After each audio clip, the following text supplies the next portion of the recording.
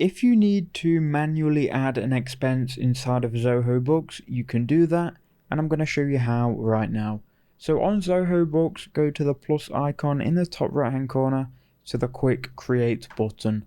Then click on expenses, which is going to be under purchases. Once you've done that, you can go ahead and choose an expense account. So we can put it here in advertising and marketing, consultant expenses. It really does depend on the expense that you're creating here. For me, I'll just put it in other expenses, and let's say this is a £20 expense and we paid it through, let's just say, petty cash, right? Now for vendor, we can go ahead and click, and if we've already got the vendor and the person we've paid the expense to, we can just select them. If not, click new vendor. You can then create a new vendor.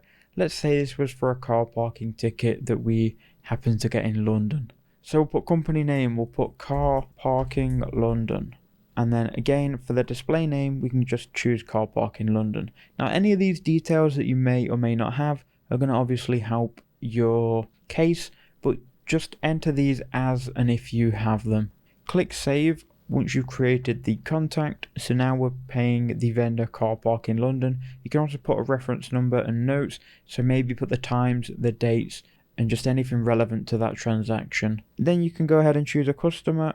So you can put new customer here, and if you've got your receipt, you can go ahead and drag and drop it here or upload a picture of the receipt. Right now, once you're happy with all of your expense, click save, and it's then going to record your expense, and you can see now it has been added.